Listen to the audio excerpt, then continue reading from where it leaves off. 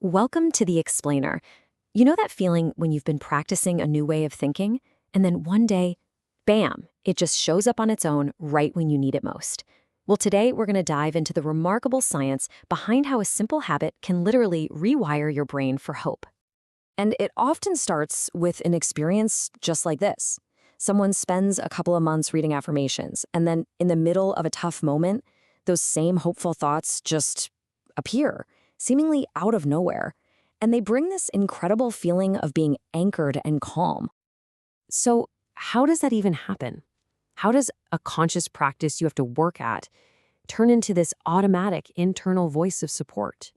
Well, it's not magic. It's actually a stunning display of your brain's own secret superpower. Okay, let's get into how this whole fascinating process works. To really get it, we first need to look at what's happening on a biological level. Because this isn't just some nice, fluffy feeling. It's a series of incredibly powerful processes unfolding inside your mind. It all kicks off with this amazing concept called neuroplasticity. The best way to picture it is to think of your brain's pathways like trails in a forest. The very first time you think a new, hopeful thought, you're just clearing a tiny little path. But the more you walk down that path by repeating the thought, the wider and clearer that trail gets. Down at the cellular level, every repetition makes certain neurons fire together. And, as the old saying goes, neurons that fire together wire together. You are literally carving out a new, positive superhighway in your brain. Now, this brings us to that without any effort part of the experience.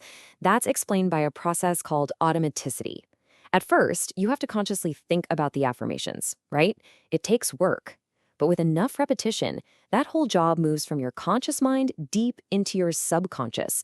It becomes as automatic as a trained pianist playing a familiar song without thinking of every single note. And there's another really cool layer here: emotional anchoring. See, as you were practicing these thoughts, you weren't just saying words, you were pairing them with the actual feeling of hope. Your brain created this super powerful link, an anchor. So now, when the thought arises, that hopeful feeling comes right along with it for the ride.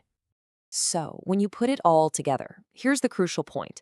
You've used these processes to build a brand new, adaptive response to life's challenges. This new, hopeful pathway doesn't necessarily erase the old negative ones, but it now actively competes with them. It gives your brain a much better option to choose from when things get tough. Now, here's the best part. This isn't just some happy accident that you have to wait for. You can intentionally strengthen this new mental muscle. Let's explore how to turn this into a really deliberate practice. Here are 7 techniques that are based on how the brain learns best. For example, you can pair a hopeful thought with a physical anchor, like just squeezing your fingers. This creates a powerful mind-body link, making that feeling way easier to access on demand. Another huge one is using micro-repetitions. Short, frequent practices throughout the day are actually way more effective than one long session. And a really powerful one is connecting these thoughts to real, emotional events from your life. Your brain just prioritizes memories that are tied to strong feelings. These are just a few ways you can deliberately build that muscle. And remember this key principle because it's so important. It's all about frequency. Short micro repetitions spread throughout the day send a much stronger signal than one long session. These tiny, consistent signals are what tell your brain, hey, pay attention. This pattern right here is important. We need to reinforce it. So, we've seen how to intentionally build a new mental habit. But why is it so incredibly effective? To understand that, we need to zoom out and look at a fundamental principle of how our brains operate. And believe me, it's about something much, much bigger than just affirmations. Your brain is constantly, and I mean constantly, learning from the context you put it in. The stories you listen to, the images you look at, the conversations you have, it's all being encoded all the time, even when you're not paying attention. Your brain is just soaking it all up like a sponge. And this slide just illustrates the direct consequence of that learning perfectly. The context you feed your brain directly dictates the automatic emotional patterns it's going to replay later. If your input is a ton of stressful, violent content, your brain encodes threat and fear. The output? Irritability, anxiety. But if your input is hopeful and calm, it encodes safety and resilience. The output? Those hopeful thoughts, calm breathing, that feeling of being anchored.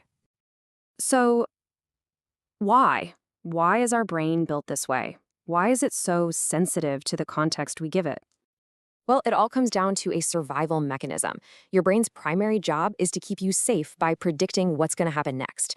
And to do that, it's constantly scanning its own database of past experiences, the context you've provided. And it's asking one simple question.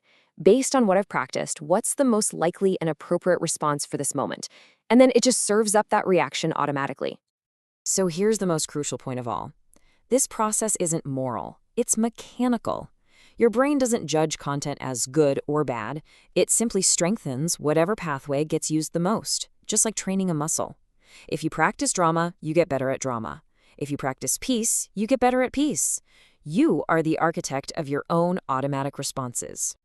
So, when those hopeful thoughts start appearing randomly, it's not random at all, is it? It's actually a classic telltale sign that you've successfully installed a new and powerful program. These are the signs that your new autopilot is fully engaged. The pattern is installed, meaning it's now part of your brain's operating system. It's automatic, so it can be activated without you even trying. It's accessible. Your brain knows right where to find it. And it's subconscious, supported by the deeper parts of your mind. You have successfully trained your brain to offer you hope right when you need it most. And that leaves us with one final, powerful question to think about. Every book you read, every show you watch, every thought you choose to repeat, it's a vote. It's a vote for the kind of mind you're building. So take a moment today to consider, what autopilot are you building?